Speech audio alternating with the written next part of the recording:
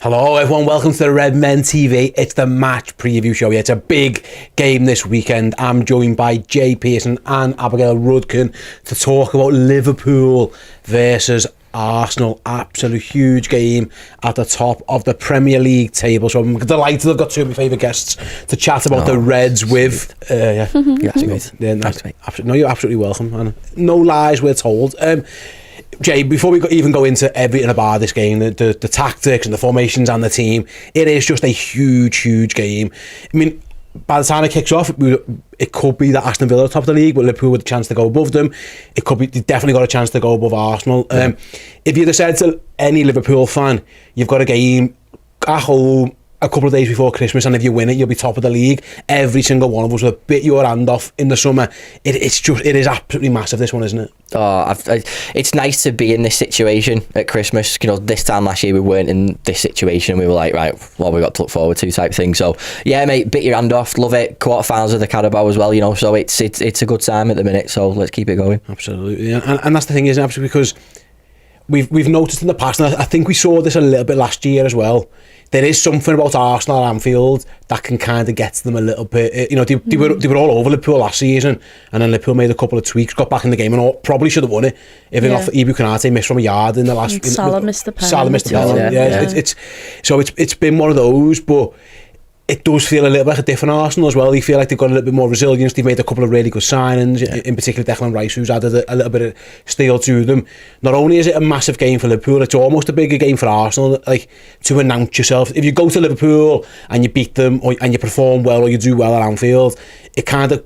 I still think there are a couple of doubts about Arsenal's mentality. I don't think anyone, especially after last season when they kind of fell away, this is a chance for them to go, right, we mean business here. Man City have had a little bit of a wobble. We're the favourites. It's a huge game for them as well. I think they'll be thinking more of it than we are, to be honest. I think they'll probably be going into it thinking, if we win this, then top of Christmas, you know, well, as long as they will be above Villa, of course, you know what I mean? But at the end of the day, it's a big game for us, but we're still in a transitional period, and I don't want to put too much on it for us. Like, I wouldn't take a draw now, though, at Anfield against Arsenal, because if the crowd get behind them, and I know obviously we'll probably talk about Klopp's comments, then Arsenal seem to just crumble at Anfield. I mean, remember when Arteta was having a go at Klopp, and straight away we all just got behind them then. And I mean, it's stuff like that seems to get the crowd at Anfield to get behind you recently. It's not always for the big games. You don't seem to be up for it. I understand what everyone was saying about the Man United game, but it is a bigger game for Arsenal. I think they'd take a draw now, and we probably wouldn't. I think, from what I've seen from Arsenal fans online, I've seen them say they'd take a draw. Absolutely, draws are massive. They bite your hand off for a point of view. Now keep Liverpool behind them. Obviously, City aren't playing; they're away in the Club World Cup. That's the other thing on this, isn't it, Jay? Is that, again, you don't want to look too far ahead, but Liverpool play 2 more games before Manchester City even kick a ball. There's a chance that Liverpool can 6 points would take them to 44. City are only on 34. I know they'd have 2 games in hand, but a 10-point cushion on Man City, it'll put huge pressure on them as and when they return. I think they return with a rather tough game actually against Everton, who are in decent nick at the moment. That's another thing that you've got to consider in this. A chance to really put a bit of pressure on City, but for when they come back from the Club World Cup, my God, look how far Liverpool are away from us. That put that pressure on them as well, not only Arsenal. I'm one of those people, mate, that I can't help but count and add points. I'm always looking at the table going, if we get another 6 there. I'm the same, mate. I always do. And anyone who says, no, you've got to take each game as it comes, yeah, absolutely true, but don't tell me you don't sit there and have a look at the table and go, mate, I know City's fixtures for the next 2 years. That's what I mean. So you've got to look. So like I've going back to what you said there about the mentality, they'll come back from the Club World Cup, and hopefully they'll look at the table and go, oh my God, Liverpool are far ahead now.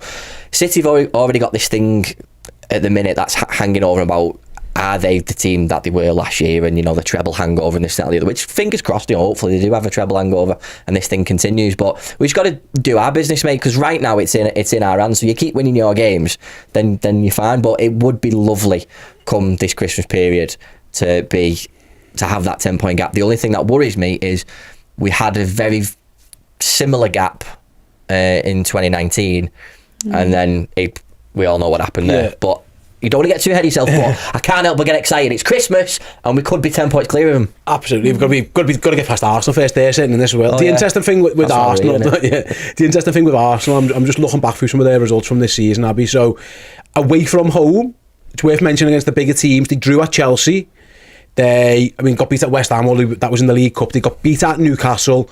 They got beat at Villa, and now they're coming to Anfield. So that is, if you're looking at Arsenal thinking, what is the little, maybe chink in the armour, because they're in great form. They've won, I think they've won, I'm just looking back at it now, I think they've won 4 of the last 5. That defeat obviously coming at Villa. But they haven't quite proved to anyone yet that they can go away to the biggest of big ground. And to be honest, they're not the big, with all due respect to those teams. They're not City, they're not Liverpool yet. No. And they couldn't beat Chelsea at their place. They couldn't beat Aston Villa the other day. They had a little bit of a wobble as well elsewhere, didn't they, at Newcastle as well. So that could potentially be something they have to go and prove that Liverpool could really play on that. If they get a win on Anfield, I'd say Arsenal could probably win the league there. When you look at the way Man City are playing, I'd say if they do beat us at home, because with our records, like at home, we don't get beat.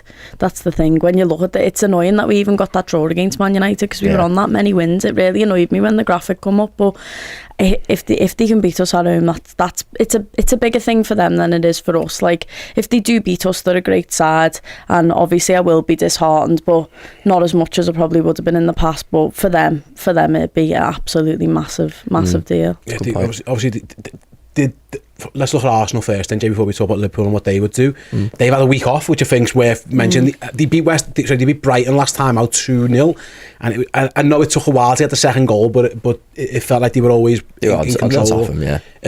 That team that they played there, they had Raya, White, Saliba, Gabriel, Zinchenko, Odegaard, Rice, Havertz, Saka, Jesus, Martinelli. It feels, I'm just going down to the bench, it feels like that's probably going to be the team again. I can't really see anything else. I know look at their injury tables now as well. They've got Vieira, Tomiyasu, Partey, probably still a doubt, Jorginho as well. It feels like that team. Some of them players, it feels like it's 2004. El Neni and stuff. Yeah, wrong one. Wrong Vieira. Thankfully, they haven't got that one. It does feel like that's going to be the Arsenal team against a strong Arsenal team, but is there anything there that you think he's the main threat? I think Saka going up against Tsimikas might be the one. That's where I'm looking with. I think the game could be turning Arsenal's favour that way, because this is, again, no disrespect to Tsimikas, but in terms of levels and confidence and stuff, it could be that, but we could end up isolating Saka in a different way anyway, depending on how the midfield sets up. So that's, for me, is a key area of the field from Arsenal's perspective. Don't get me wrong, I think Martinelli's great, Jesus is great, but I think we've got the quality in the centre halves to nullify them, and especially if we can win those midfield battles as well, we'll stop the supply to them. So, but it's that Saka Tsimikas battle that's going to be interesting for me. On the other side as well, you got Martinelli against Trent. I'm guessing Trent plays at right back. That is confirmed. There's still a chance he plays in midfield, but that'll be Arsenal's way of trying to get out. I think, Abby, they've done that in the past. They'll try and get the ball off in an area to Saka and Martinelli against Liverpool and try and pin them high. So both our full-backs, probably Trent and Kostas, are going to have to be on the game. Yeah, Trent does get targeted in games like this, and at the end of the day, we're sort of playing him in a different way now, so they probably will go down that side a lot more than they usually would. So, I mean, at the end of the day, I think Trent might possibly play in a midfield position. I don't know. It just depends how much of a risk Klopp wants to take, because he could go back to that sort of like traditional, let's just be solid in this game, you know what I mean? But I don't really think Klopp's the type to maybe not take risks. Absolutely I don't know. No, you'll always be on the front foot. It is interesting, Jay. We'll talk about Liverpool in a moment and how they might match up. But what Arsenal have had, they used Kai Havertz almost like a little midfielder recently, and because how good Declan Rice and Martin Odegaard have been, they've been able to do it. I do wonder if he's willing to do it again in this type of game. Can you go to Anfield away? Rice will play and Odegaard will play that. There's no doubt about that. That third midfielder for them will kind of show Mikel Arteta's not bravery, but like what his plans are. Havertz would be a very attacking move. He's got other options in there as well. Potentially a Trossard, I don't know, but it does feel like if it's going to be Havertz, that's a very attacking Arsenal. They're going to come to the pool and have a go. Yeah, of course, mate. And they'll have confidence from the way they played there last season, and that will still be in their minds, because they'll in Arsenal fans' minds like, well, we should have won that game and this and that, and that's where we lost the league, blah blah blah. They will take the confidence from that, but they'll also know that they're playing up against a completely different Liverpool from the one that was at Anfield last season, because we had pretty much, and it was a long shot we were making the top four, especially after that game, but it was still a long shot anyway. But coming back to it, they have a very, very strong midfield, but it is that attacking where Rice does go forward more as an unorthodox DM. So there's that space in behind. That's where we can sort of win the midfield battle, but we've got to get our midfield right, and that's what I'm worried about, because I made a good point. If you're going to stick Trent in midfield, I wouldn't be bothered, because then Gomez is at right back, and I'll be the way Gomez has been playing at right back, I think I'm very confident with him. You can feel a goal incoming from him soon. He'll score the goal to win us the title or something, you know. You can just feel it. A little winner this 50p on that, I'd love that. A little winner of the weekend. Yeah. The other thing, going back to Arsenal, and I said this before Man United, Liverpool didn't really make the most of it, Abby, but like, there's pressure on their goalkeeper too. Their goalkeeper situation's a bit mad. Raya and Ramsdale. He's gone with Raya. I personally think that's right. I think Raya is probably better than Ramsdale, but he's hardly been infallible either. Now Liverpool had this with Onana, and he didn't really make the most of it. You know, he isn't a great goalkeeper. He had one really bad one in the first half that he got away with. Other than that, Liverpool didn't test them. He's got a very good back two in front of him. You know, Gabriel and Saliba are both excellent. They really are. But if you can, there is something in that Raya thing where you'd hope to try and make a little bit more of that play on him than he did on Onana, because they made it quite easy for him, and he went into Anfield under pressure. Raya's under pressure every time he plays. Every time he makes a mistake, the camera pans to Aaron Ramsdale, and vice versa. Arteta's made this issue.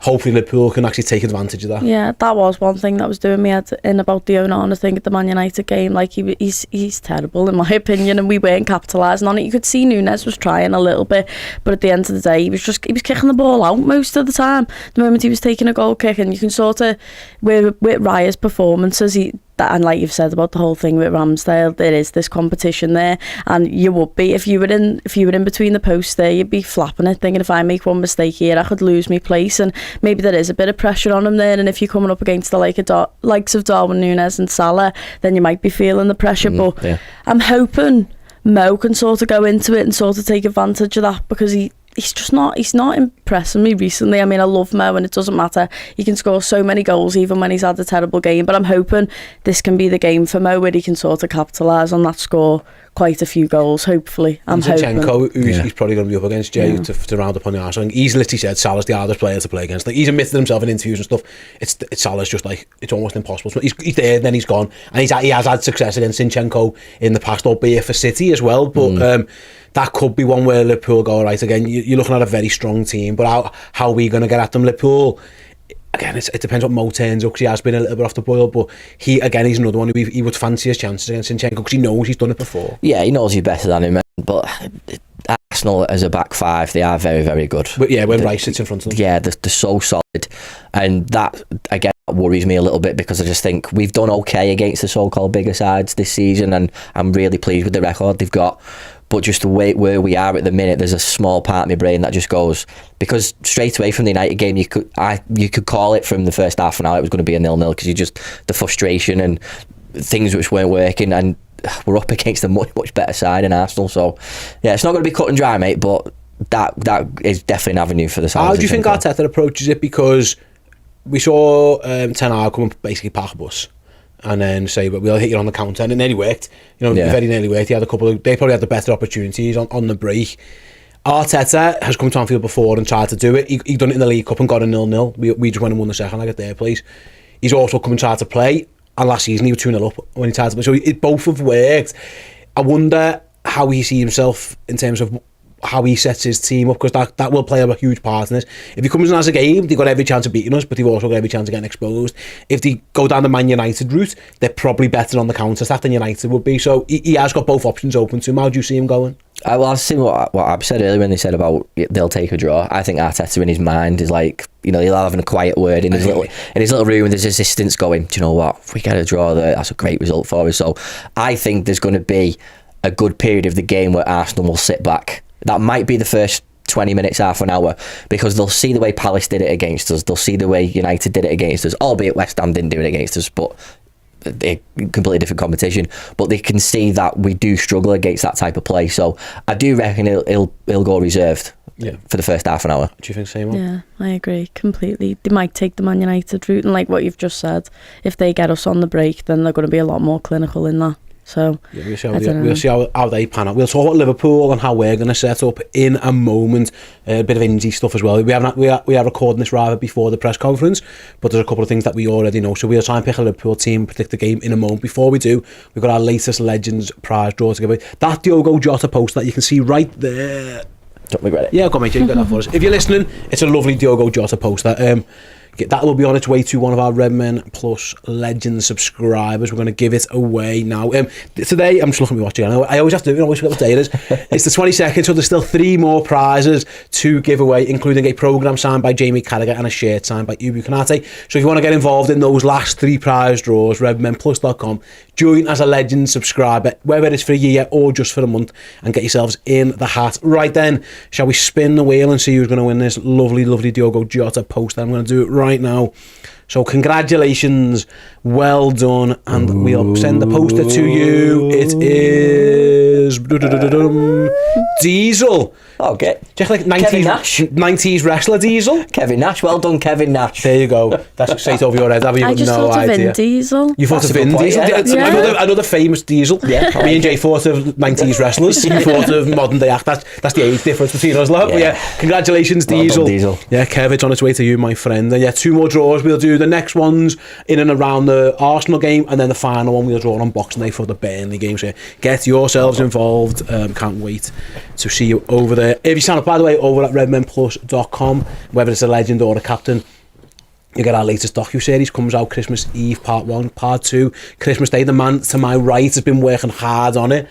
Top 50, sorry, let me get the title right.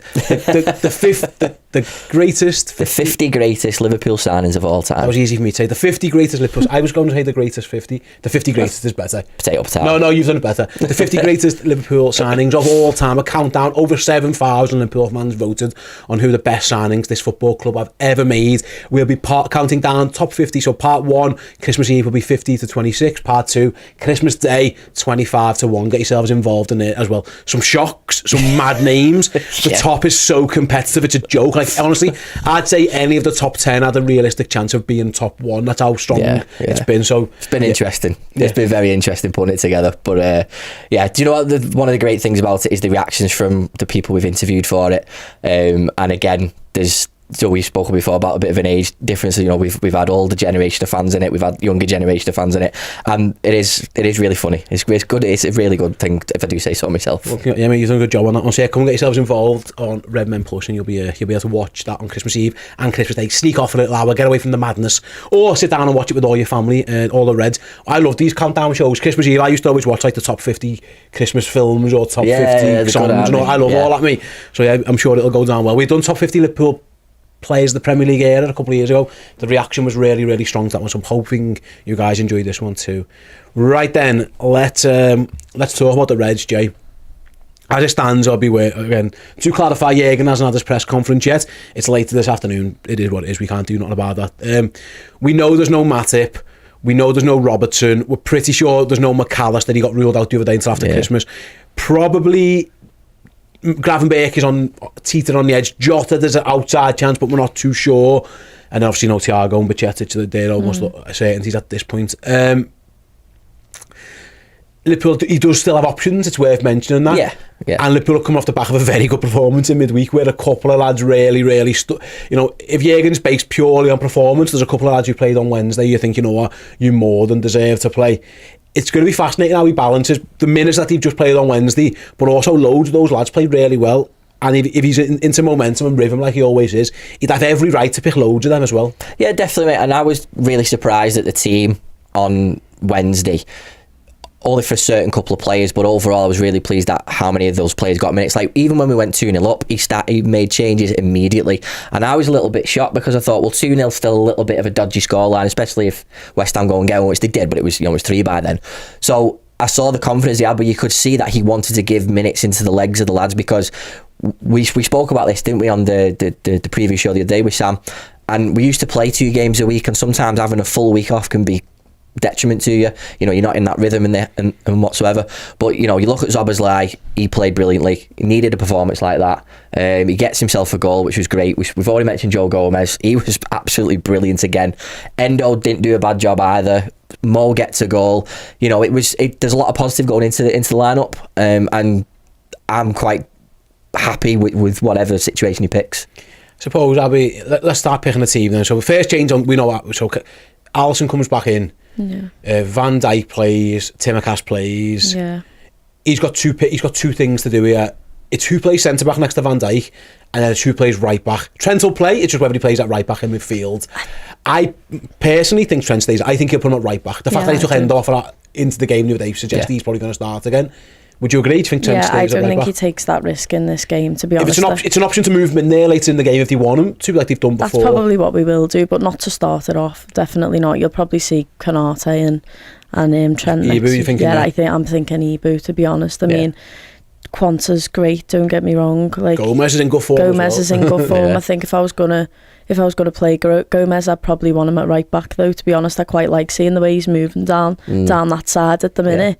Definitely, even the way he's whipping in balls and stuff like I've never seen him do before. I'm appreciating it a lot more, because to be honest, I was one of those people last season that sort of had him written off and thought he'd definitely be gone. But no, I am really impressed with him at the minute, but I do see Trent. Trent does get the start. This is a really big game, and I just don't see him putting him in midfield. You don't want to mess around away. with it too much, do you? No. Yeah. I suppose the fact that he split Van Dijk and Konate's minutes the other day, contemplate the whole game, probably suggests that the plan was always going to be Ibu. Yeah, again, I wouldn't be shocked. Gutted, yeah. I wouldn't be shocked if he played Kwanzaa. I probably would be a little bit surprised actually, but I'd be fine with it. Yeah, he's been great. An issue. Our very own Ben Kelly tweeted yesterday a really good point about, you got to the point now with Kwanzaa that yes, he's still young and he still needs experience and all that, but if he was starting a game, we've just said it, we'd be alright. I'm fine with it, you know what I mean? Because it's like, well, it is what it is. You know, hopefully we don't have another centre-back crisis like we did a few years ago.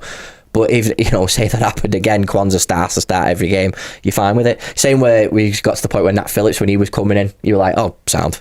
He's well better than Nat Phillips though. Well, absolutely. Yeah. And do you know what? It might be, do you know what, Kwanzaa? You've earned your bloody stripes, mate. Get in there. Yeah. It's a good game for him. You know, he needs to be playing these big games. I reckon he starts Burnley. Yeah, he definitely starts that game. But again, you go with what you know, tried and tested. Ibu and Van Dijk have a good partnership, and like Abby said, you need that stability, so let's just keep it. Agreed. Let's talk on midfield then. Do we all agree Endo starts, given the fact that he went off the other day and there's no other number 6 in the team? Yeah. Probably Endo. I'd say so. Yeah. I think he's starting to improve as well. He was really good. He's been really good recently. He was good against United. Yeah, I'm fine with him. He started doing I know he still gets caught in possession a little bit, and that's absolutely fine, but he started doing the dirty nitty-gritty things now, and I really, really like that about him. And I've seen his attitude when it's late in the game, and he's sort of like doing a bit more of a cynical foul. You know, he's taking a card and stuff, so I'll be happy with if he starts. Even the way he moves the ball forward at times, it's just not something I was expecting from him, so I can appreciate it, and I'd be happy with him against He'll be the trigger for their press. They'll do what I think Palace did. A few teams have tried to. So if he plays well, Liverpool got a chance. Tom says here, I like Endo. He does the simple things well, and that's kind of what he is. He's a backup rotational player. That's what you want from him. Just don't let us down. I think, and he hasn't. He's been strong. Don't let us down. Szoboszlai plays. Yes. Yeah. Interesting. We had a comment here, a super chat from Ryan. Do you think we could see Szoboszlai on the right and Salah up front? I don't think so.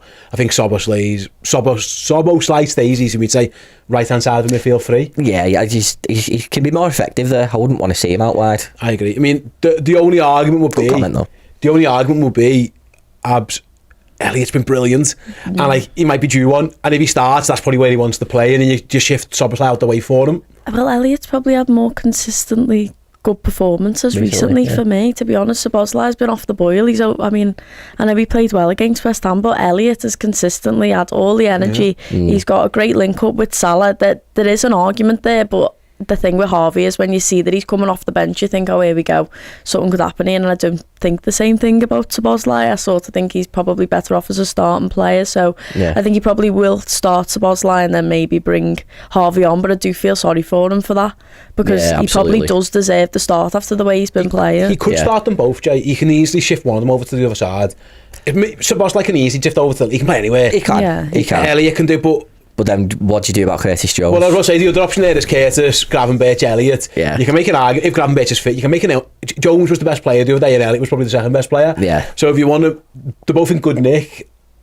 If Endo plays, Soboslai plays, who do you think Jürgen goes as the third option? If he's fit, I think he goes Gravenberch, and that's no slight on Jones or Elliott, because they were, like you just said, mate, they were brilliant, but I just think what Gravenberch gives you, where he gives you the long legs, he gives you those tackles, he gives you that bit of stability. You know, we spoke about Wijnaldum, the way he shields the ball, and the way, you know, Kenny Dalglish used to shield the ball. I see that in Gravenberch as well, and I like that. So again, if he's fit, I do think he's in contention. But, you know, I'm always the type of person in the heart where you just think you've got to reward people for good performances, and Curtis Jones did have a good performance. So again, we're talking here, and you go, well, if it's that, I'm not bothered. Well, if it's that, I'm not bothered. I think it'll be Jones. Yeah, I do. I 100% think it'll be Jones. He's earned it. I'd probably want to see Jones more. I think if you want a mad type of game, Gravenberch probably plays into that. I think if you want to get on the ball and control it, which I think Liverpool will, Jones is the man for that. If anything, sometimes he does it too much, where he gets a little bit slow on the ball, but he does offer you that semblance of control as well, and he was brilliant the other day. I think it'll be Curtis. Again, we don't even know Gravenberch. Fitness wise, we'll see where he is. But again, I feel so harsh on Harvey Elliott, because, like, honestly, he's been brilliant. He's been fantastic. He's probably I think he's been the best player in the last few weeks. Yeah, he definitely. Everyone, him and Van Dijk have been, and maybe Costas, to be fair, but like them two have been like consistently really, really strong. He'll be gutted, but I guess if the sweetener is, well, Harvey, you're going to start at Burnley, you might be all right. We'll get off the bench in this one and start at Burnley. Yeah, exactly. I mean, it's one of them. I mean, we're having a conversation about every player going, oh, he's been great and he's been great. He's not been like, right, we've got the starting 11, who the figure we're going to bring on? There's no one I'd see in that midfield that I'd be disheartened by, to be honest. That's it. Is there a mad Gakpo shout where he throws all four of them in? Oh, I think the only way that could happen is if Jota was on the bench, because you'd want one of them on the bench. Oh, I miss Jota so much. Yeah, so do I. I love him. I just old school finishing. That's why I am. But yeah, he's great. I don't see Gakpo starting in midfield. Do you see him starting up front? I do. Centre forward? Yes. Salah plays right. Yeah. Here's the question, and I'll come to you first on this, Jay. So Diaz comes off the bench. Darwin plays the entire game. We saw a completely different Liverpool attack with Núñez on the left. I know it was Elliott on the right for a while, then it was Salah a bit later on. Gakpo down the middle. Mm-hmm. Is that the manager just getting lads games, or is that the manager working on something? I think he's working on something. And it's a mad shout, but I would love to see Núñez playing from the left-hand side. From the start? Yes. And the reason why is because when we were at the games 2 years ago, when we were watching Benfica, I was sat in the main stand for the Benfica game, and he was up and down, and he absolutely saw as a new one. He was brilliant, and he was brilliant away as well, playing on that left-hand side. And I think the way he makes his runs, cutting in the diagonals, I think he'd be a much more effective player. Plus, it allows Gakpo to get in the game, because he likes to bring the ball in from midfield as well. So it gives you that extra bit of a triangle. So for me, I would love to see Núñez on the left-hand side at some point. That's no disrespect to Diaz, but I would just love to see it. I suppose, Abby, as well. Like, I know it's a different Arsenal, and you can't judge people by previous years, etc., etc. But Arsenal always struggle with Firmino dropping into that hole all the time. The closest thing we've got to that is Gakpo. If Núñez is up front, he isn't. He's probably offside, and if he's not, he's running the other way. Gakpo does do the dropping in thing and make it. If Liverpool want to go back to how they used to attack, with someone dropping in and two fast lads either side of him, then it does make sense for Gakpo to play centre forward. And again, he had another good game at the weekend. He got taken off as well, so maybe they're looking after him. I don't know, but how do you see it going in the attack? What would you do? You've sort of convinced me on the Gakpo thing and putting Núñez down there, but I still see him starting Diaz on the left. I just don't see him budging from it. I think it's very much as tried and tested at the minute, with Núñez down the middle and Salah on the right. Obviously, there's no arguing that one. Yeah. I just don't see him moving away too much in this game, and you know, that's another thing. Gakpo's finally started to improve, in my opinion, and I'd probably be happier to see him come off the bench. And I think, like you have said, if Jota's sat there on the bench, then maybe he would do something where he puts them all on.